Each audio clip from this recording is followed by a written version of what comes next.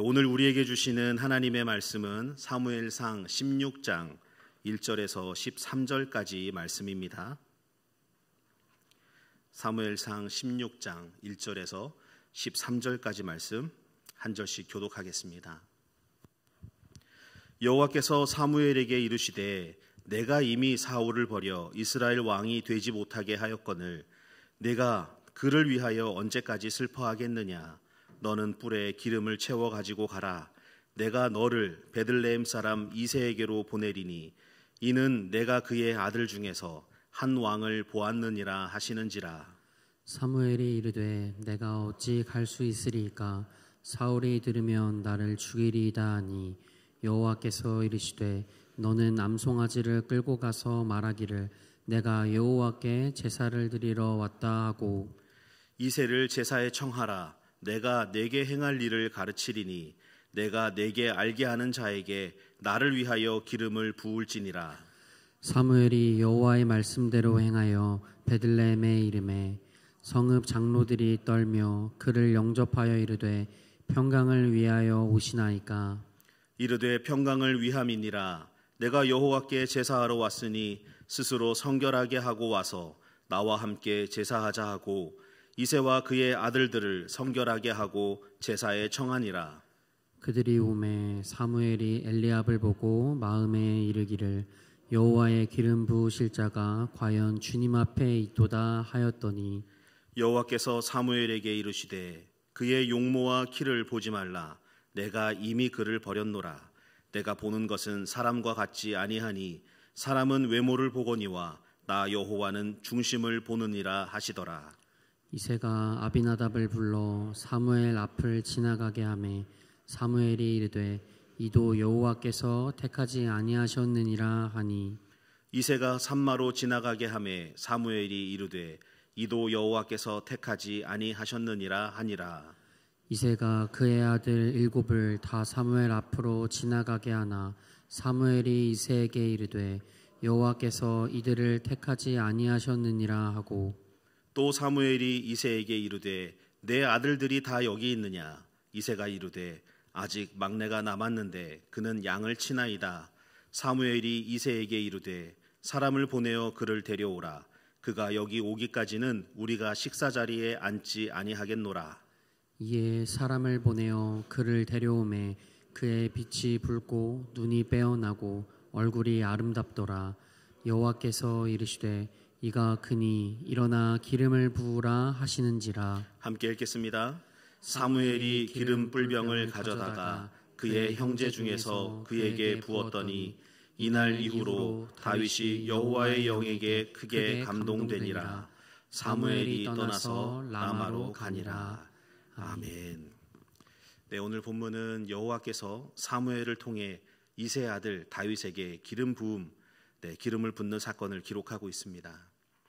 네, 앞서 15장은 하나님께서 더 이상 하나님의 말씀에 순종하지 않는 사울 왕을 버리셨다라는 표현을 써가시면서 사울 왕의 이제 왕위에서 내리시는 그런 이야기가 나옵니다. 사울이 왕이 될 수 있었던 것, 그 이유는 무엇이었습니까? 이스라엘 백성들의 요구 때문이었죠. 이스라엘 백성들은 자신들과 함께 전쟁터에서 나아가 싸워줄 용맹한 사람, 우리를 이끌어줄 강한 리더십을 가지고 있는 사람을 원했습니다. 이스라엘 백성들이 사울을 봤을 때 그들의 마음에 너무 흡족했습니다. 정말 우리를 이끌어줄 만한 그런 자격이 있는 사람이다. 그런 용모를 갖추고 있다. 그만큼의 키가 크고 덩치도 크고 얼굴도 준수하니 참 마음에 드는 왕이다. 이런 마음들.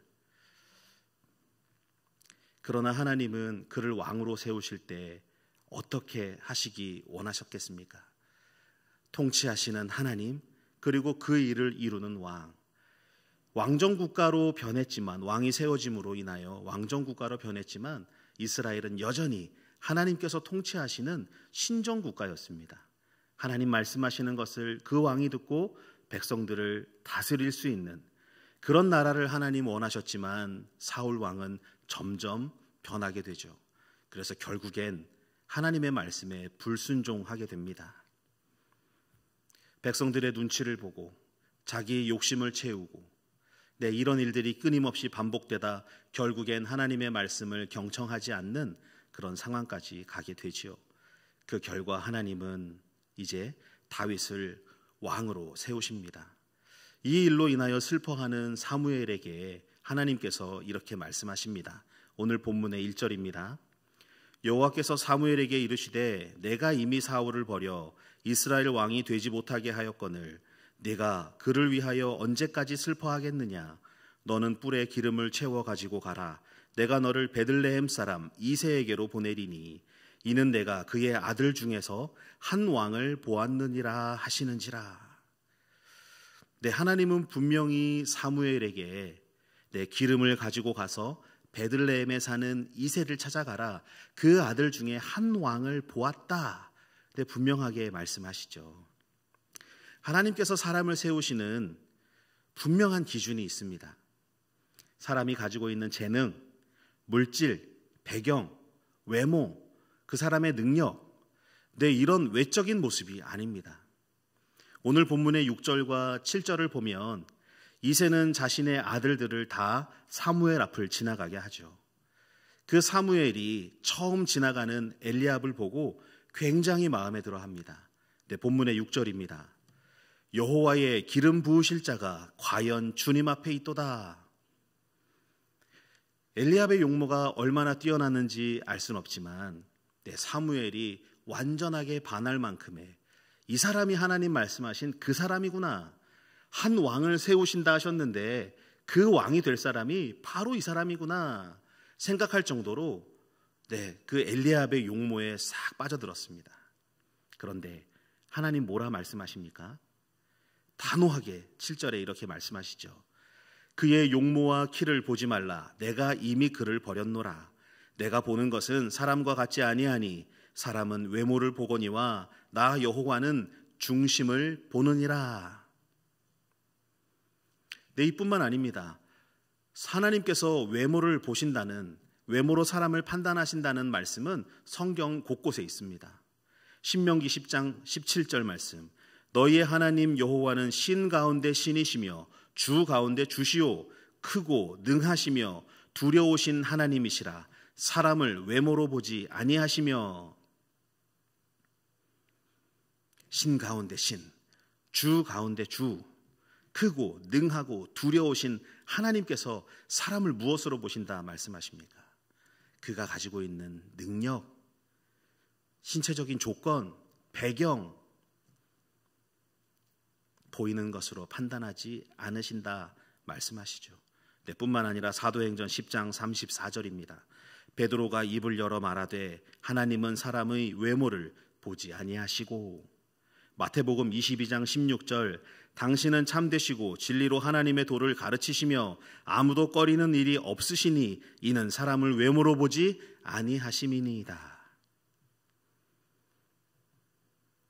사람을 외모로 보지 아니하시는 하나님의 분명한 기준이 말씀 가운데 있습니다. 그런데 앞서 사울 왕을 세울 때는 어땠습니까? 백성들이 그의 용모와 키를 보고 감탄하죠. 이 말씀이 사무엘상 9장 2절에 기록되어 있습니다. 기스에게 아들이 있으니 그의 이름은 사울이요 준수한 소년이라. 이스라엘 자손 중에 그보다 더 준수한 자가 없고 키는 모든 백성보다 어깨 위만큼 더 컸더라. 사울의 첫 모습, 첫 인상, 사울을 봤을 때 느꼈던 사람들의 마음, 보여졌던 것들, 이스라엘 자손 중에 그보다 더 준수한 자가 없다. 얼마나 잘생겼으면, 얼마나 뛰어났으면 더 준수한 사람이 없고 모든 백성보다 어깨 위만큼 키가 더 큰, 누가 보더라도 우리의 리더가 되어서 전쟁터에서 우리를 이끌어줄 그 왕이 될 수 있을까? 누구도 부정할 수 없었던 그런 외적인 모습을 갖추고 있는 사울이었습니다. 사무엘도 마찬가지였죠. 엘리압의 외모에 먼저 눈이 갑니다. 하지만 엘리압이 택함을 받지 못하게 되죠. 이에 이새는 아비나답을 사무엘 앞으로 지나가게 합니다. 택함을 받지 못합니다. 삼마도 지나가게 하지만 택함을 받지 못합니다. 그렇게 7명의 아들들이 다 지나갔지만 누구도 하나님께 택함을 받지 못하게 됩니다. 이새는 자신의 자랑스럽게 여겼던 아들들 7을 다 사무엘 앞에 지나가게 했지만 누구도 선택을 받지 못하게 되죠. 그때 사무엘이 이새에게 이렇게 말합니다. 11절 말씀, 내 아들들이 다 여기 있느냐? 내 앞에 하나님께서 사무엘을 베들레헴으로 보내실 때 무엇라 말씀하셨습니까? 베들레헴, 이새, 한 왕을 내가 보았다. 네, 다 맞습니다. 그 아들들 중에 한 왕을 보았다. 그런데 7명의 아들이 다 지나갔음에도 불구하고 하나님 마음에 합당한 사람이 나타나지 않고 있습니다. 사무엘이 네 아들들이 다 여기 있느냐 물었을 때 아버지 이새는 그때서야 한 명을 떠올리게 되죠. 누굽니까? 들판에서 양치고 있는 막내 아들 다윗. 11절 하반부입니다. 아직 막내가 남았는데 그는 양을 치나이다. 양치는 소년, 아직 어린, 잘생긴 잘난 형들을 다 사무엘 앞으로 보내고 난 그 이후에 그때서야 기억해낼 수 있는 아버지 마음에서도 저쪽 구석에 가 있는, 가족에게도 외면받고 있는 양치는 막내 아들 다윗. 그런데 그 다윗이 사무엘 앞에 왔을 때 12절은 이렇게 기록하고 있습니다. 그의 빛이 붉고 눈이 빼어나고 얼굴이 아름답더라. 여호와께서 이르시되 이가 그니 일어나 기름을 부으라. 네, 의문이 하나 생기죠. 앞에서 하나님은 외모로 사람을 판단하지 않으신다 하셨는데 여기서는 외모에 대한 언급을 하고 있습니다.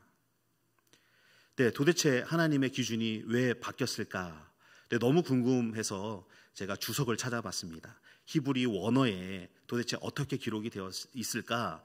그래서 봤더니 빛이 붉다라는 표현은 단순히 외모가 화사하다 이런 표현이 아닙니다. 네, 다윗은 아직 나이가 어리죠. 그래서 나이 어린 아이들, 꼬마 아이들을 보면 볼 색깔이 어떻습니까? 볼 색깔이 붉으스름하죠. 항상 이쪽 볼이 마치 저처럼. 네, 볼이 붉고 또 들에서 막 돌아온 다윗이었습니다. 들에서 바람을 맞고 이슬을 맞고 햇볕을 받았던 그 다윗의 얼굴이 어떻게 되었겠습니까? 들에서 생활했던 그 모습 그대로 얼굴이 붉으스름한 것을 나타냅니다. 이것은 건강한 안색이라는 의미를 가지고 있다고 합니다. 그리고 눈이 빼어나고 얼굴이 아름답다라는 의미도 마찬가지로 외적인 아름다움을 표현한 것이 아니라 하나님을 바르게 보는 눈이라는 조금은 보여져 있는, 써져 있는 원어가 조금은 의미를 가지고 있는, 담겨 있는 그런 말씀입니다. 눈이 빼어나다는 것은 하나님을 바르게 본다 라는 의미를 가지고 있습니다. 사람들은 자기가 가진 것 중에 자랑할 만한 것들을 드러내고 싶어 합니다. 내가 잘하는 것, 내가 자랑할 만한 것, 드러내도 부끄럽지 않은 것들, 하나님께도 내가 잘하는 것, 남들에게 인정받을 만한 것들을 통해서 하나님께 쓰임받고 싶어 합니다. 이새도 그런 마음이었을 겁니다. 그래서 엘리압, 아비나답, 삼마, 잘생긴 아들 다 사무엘에게 보내줬습니다. 사무엘 앞을 지나가게 하고 내가 이렇게 잘생기고 자랑스러워하는 아들, 이 중에 한 명이 뽑히겠지, 하나님 택하시겠지 하고 그들을 내세웠지만 결국 그들 중에 누구도 하나님께 택함을 받지 못하게 됩니다. 그런데 다윗은 어떻습니까?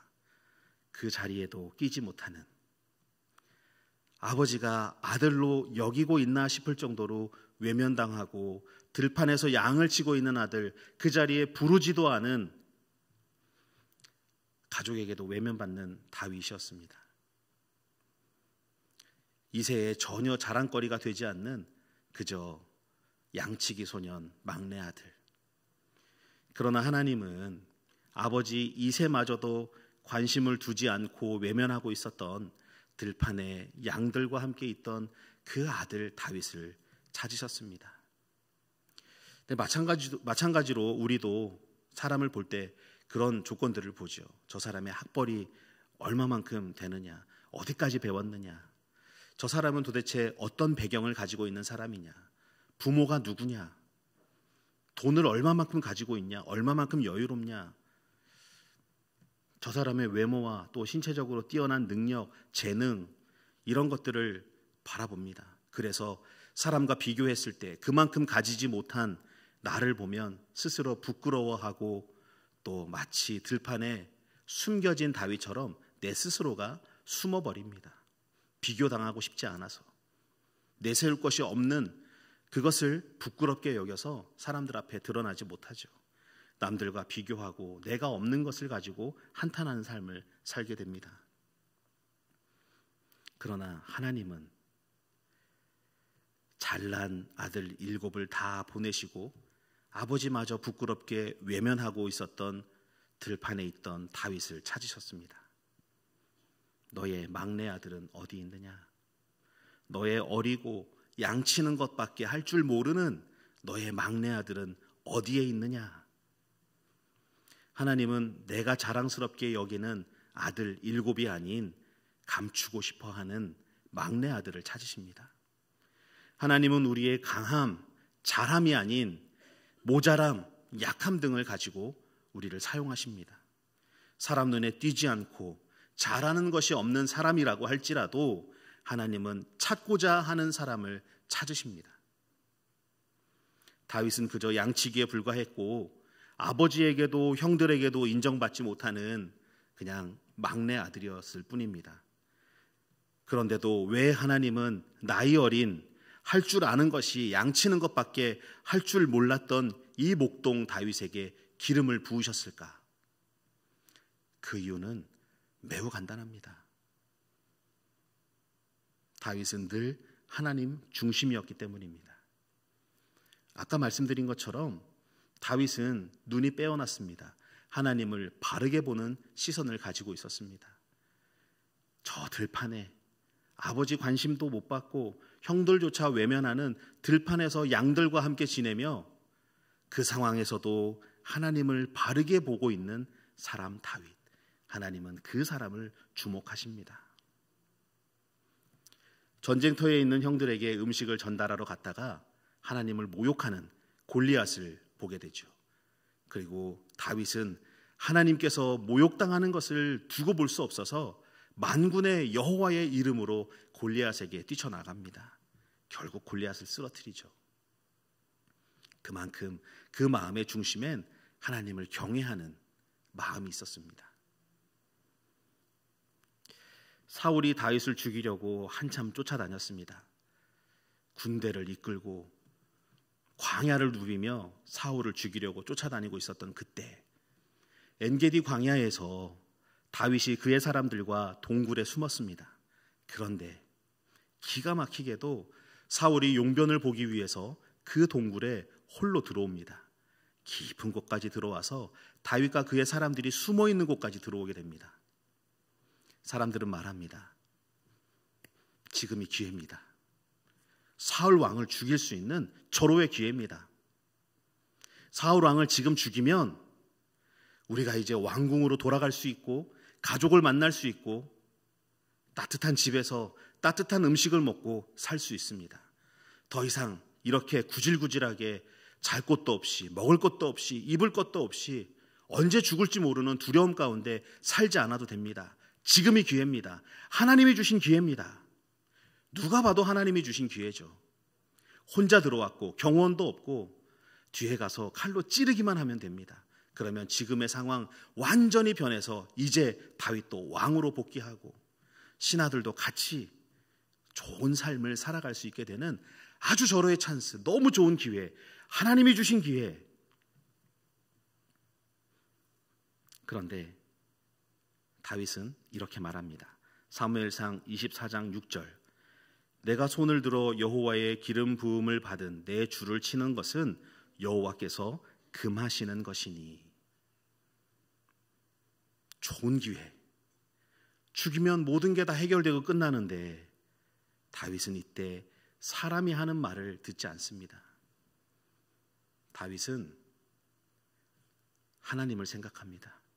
하나님이 금하시는 것. 이런 좋은 기회가 다시 올 수 있을까? 그런데 다시 사울을 죽일 수 있는 또 다른 기회가 왔습니다. 저번에 죽이지 못했던 이런 기회를 한 번 더 주시려고, 그때 내가 준 기회인데 왜 죽이지 않았니? 내가 다시 기회를 주마. 마치 이런 것과 같은 상황이 앞에 펼쳐지게 됩니다. 정말 두 번이나 이런 기회가 온다는 것은 진짜 하나님이 주신 기회라고 생각할 수 있지 않겠습니까? 십광야에서 잠을 자고 있던 사울 앞에 아비새와 다윗이 서게 됩니다. 그때 그 자리에서 창을 지켜든 아비새가 다윗에게 말하죠. 하나님이 사울을 당신의 손에 넘겼습니다. 내가 이 창을 두 번 찌를 것도 없습니다. 한 번 찔러서 꿰뚫어 버리면 완전하게 끝납니다. 하나님이 주신 기회입니다. 또 하나님이 주신 기회가 되었습니다. 네, 창으로 찔러서 죽이면 해결되죠. 또 다시 내 행복한 생각을 할 수 있습니다. 사울만 죽이면 내가 돌아갈 수 있지. 따뜻한 음식 먹을 수 있지. 가족들 만날 수 있지. 언제 죽을지 모르는 두려움 가운데서 벗어날 수 있지. 하나님이 주신 정말 절호의 기회구나. 그렇게 생각할 수 있었음에도 불구하고 다윗은 또 같은 대답을 합니다. 사무엘상 26장 9절 말씀. 누구든지 손을 들어 여호와의 기름 부음 받은 자를 치면 죄가 없겠느냐. 다윗은 절호의 기회에서도 또 하나님을 생각합니다. 사람들은 하나님이 주신 기회다라고 말합니다. 우리의 귀가 팔랑팔랑일 수 있습니다. 사람들은 보기에 하나님이 주신 기회라고 말하는데 이 기회가 정말 하나님이 주신 기회면 어떡하지? 놓치면 어떡하지? 그런데 그때까지도 다윗은 하나님을 생각합니다. 다윗은 자신의 상황이 좋을 때든지 안 좋을 때든지 유리할 때이든지 불리할 때이든지 상관없이 동일한 사람이었습니다. 삶의 중심이 하나님께 있었기 때문에 사람의 말이, 내 앞에 펼쳐진 상황이 흔들리지 않았던 것입니다. 나이도 어리고 양치는 것 외에는 할 수 있는 것이 없었던 막내 아들, 아버지마저도 외면하고 숨겼던 부끄러운, 숨기고 싶은 아들 다윗.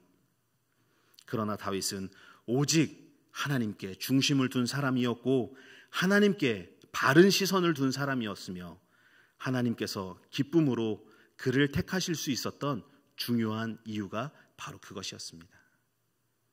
하나님을 중심에 두고 바른 시선을 둔 사람, 하나님을 경외하는 사람, 하나님 마음에 합한 사람. 사람은 외모를 봅니다. 그 사람이 뭘 할 줄 아느냐, 뭘 배웠느냐, 어떤 능력이 있느냐. 그런데 하나님은 그 사람의 중심을 들여다보십니다. 자신 있는 것을 사람들은 자랑하지만 하나님은 끝까지 부끄러워 숨긴 것 중에서 하나님의 일을 할 사람을 찾으십니다. 하나님의 마음에 합한 사람, 하나님을 바라보고 있는 자. 사람은 사람을 능력으로 판단하지만 하나님은 사람의 마음에 무엇이 있는가를 판단하십니다. 하나님은 이새의 집에서 외면당하여 들판에 홀로 있던 목동 다윗을 찾으셨던 것처럼, 그리고 그에게 기름을 부으셨던 것처럼 우리 생각에 그런 조건을 만족시키지 못하는 사람이라 할지라도 하나님께서 사용하시고자 하는 사람을 하나님은 찾으십니다. 하나님께 택함 받은 다윗은 그의 외모 때문도 아니었고 나이나 능력 때문도 아니었습니다. 다윗의 마음의 중심, 그 중심이 하나님을 경외하는 자라는 것을 알고 있었기 때문입니다. 한순간조차도, 사소한 순간조차도 자신을 중심에 두지 않았고 항상 하나님의 뜻을 중심에 두었던 그 다윗을 하나님은 택하셨던 겁니다. 사울 왕을 죽이면 도망 다니지 않을 너무나 좋은 기회, 그것도 2번이나 지긋지긋한 광야 생활, 잘 곳도 먹을 것도 씻을 곳도 없는 이 광야 생활을 벗어날 수 있는 아주 좋은 기회, 사람들은 하나님이 주신 기회라고 여겼을 때조차도 다윗은 하나님의 뜻을 내가 유리하거나 불리하거나 힘이 있을 때나 없을 때나 나의 상황과 조건에 갖다 맞추지 않았습니다. 그럴 때 더 하나님을 바라보는 사람, 하나님의 뜻을 구하는 사람이었습니다. 변하지 않고 흔들림 없이 하나님에게 중심을 두고 시선을 두었던 그런 사람이었죠.